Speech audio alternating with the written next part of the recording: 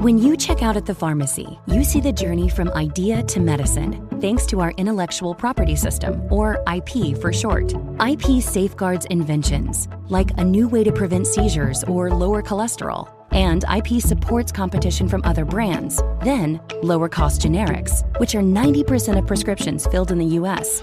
Innovation, competition, lower costs, thanks to IP. Learn more at phrma.org/IP Works Wonders.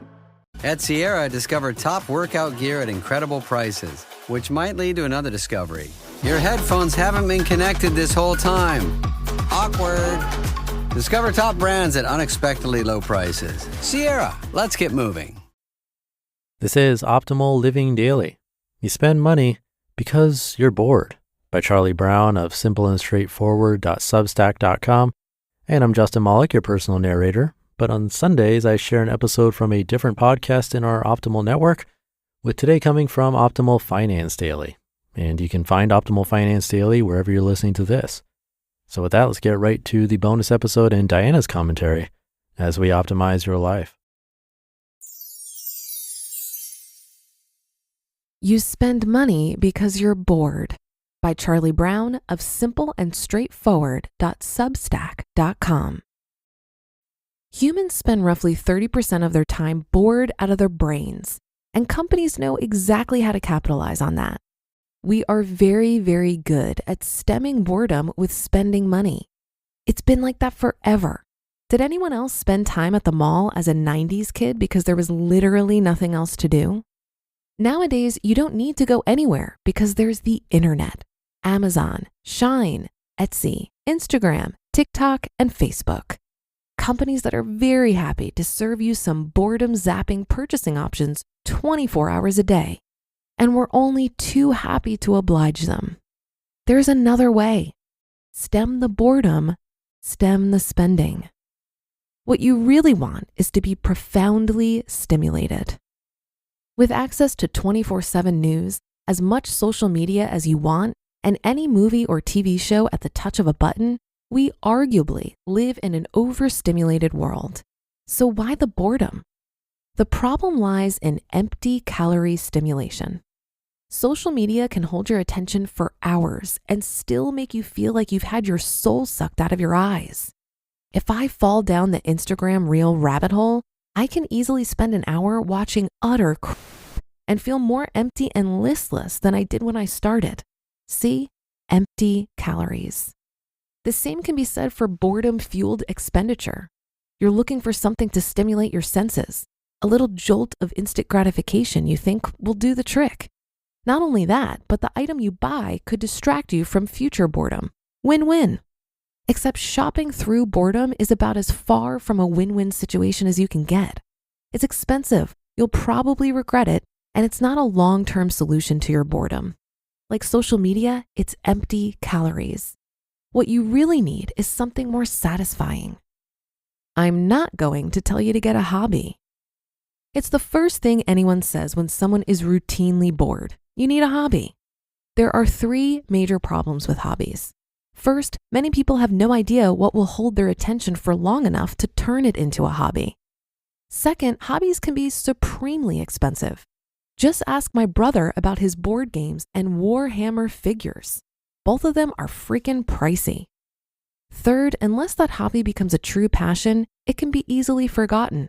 The remnants of it gathering dust and making you feel guilty every time you think about how much money and time you wasted on them. Hobbies are great, but if they were enough to stop you from shopping through boredom, no hobbyist would ever succumb to the siren song of Amazon and the like. And I'd bet my bottom dollar that they do. The answer to stemming the boredom lies in the most unlikely place. And that is to understand that there are 2 types of boredom. One is superficial boredom. Philosophers say that this is when we're held in limbo by a situation that restricts us from doing what we want to be doing, while simultaneously being left empty insofar as the situation does not satisfy us. Like a boring as meeting or sitting at home all day with nothing to do. Then there is the profound boredom, also known as the answer to your boredom prayers. Profound boredom goes beyond the superficiality into this terrifying place, a deep state of indifference towards oneself and to the world, leading to an existential discomfort in which people struggle with their sense of self. As horrible as it sounds, profound boredom is the bit when life actually becomes interesting.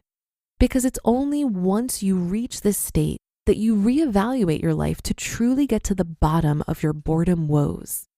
The research says that if you sit with your profound boredom, you can actually start to build your life in a different way that bypasses superficial boredom. Thus, you can bypass the desire for empty calorie boredom blockers like spending all your money on you don't need. Here's how to do it, minus the existential dread. Rebuilding your life to one that is less boring and includes less spending might sound like a tall order, but it doesn't have to be. In fact, there's one really simple, frictionless way to start this reevaluation process. Step outside your house. I've seen it hundreds of times. People whose life largely remains within their four walls look for more stimulation and boredom blockers, like shopping, than those who spend more time out of the house. I know from personal experience, the longer I spend indoors, the more bored I feel.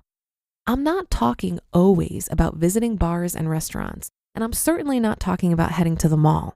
I'm talking about taking a walk or going for a run or climbing a hill. I'm talking about wandering around cities and taking it all in, even if you've seen yours 1,000 times before. Stepping outside your house has two major boredom blocking benefits. One, it stems superficial boredom in an easy, cheap way. It's hard to be bored when you're faced with more than just the contents of your living room. Two, it's well documented that walking does things to your brain that nothing else can. Most notably, walking strengthens mental flickering, which is when your brain moves between big picture mental states, such as our big future plans or even what we're going to do tomorrow, and specific task-focused work. You need to flicker between these states in order to do creative work. That's how important associations get made. In other words, getting outside the house can act as an aid in effectively reevaluating your life into something better, something that does not include stemming boredom with spending money. It hits both the superficial and the profound boredom, all for the low, low price of a single pair of sneakers. The too long didn't read summary is this: boredom is a funny goat. We loathe it, but it's part of the human condition, something every single one of us has to go through on the regular. But because we hate it, we try to stem it. Companies know this and use it to their advantage to get you to spend, spend, spend. But spending doesn't work. It's never worked as an effective boredom blocker, and that's never going to change. Instead, you gotta sit with that superficial boredom until it morphs into profound boredom. It's only then you can rebuild your life into something that is A, less boring, and B, less reliant on empty calorie stimuli like social media and shopping. I'll see you on the other side. You just listened to the post titled, "You Spend Money Because You're Bored" by Charlie Brown of simpleandstraightforward.substack.com. The grind never stops as a business owner. When you're hiring, you need a partner that works as hard as you do, and that's where LinkedIn Jobs comes in. We've been lucky finding our team here at Optimal Living Daily, and I think LinkedIn Jobs would have taken luck out of the equation, finding us the best quickly. With LinkedIn Jobs, posting your job for free is just the beginning. You can pay to promote it for 3 times more qualified candidates, and their new feature helps craft the perfect job description in minutes, putting your job opportunity in front of qualified talent that matters. Plus, you can boost your reach by adding a #hiring frame to your profile picture to double your qualified applicants. Super simple, yet super effective.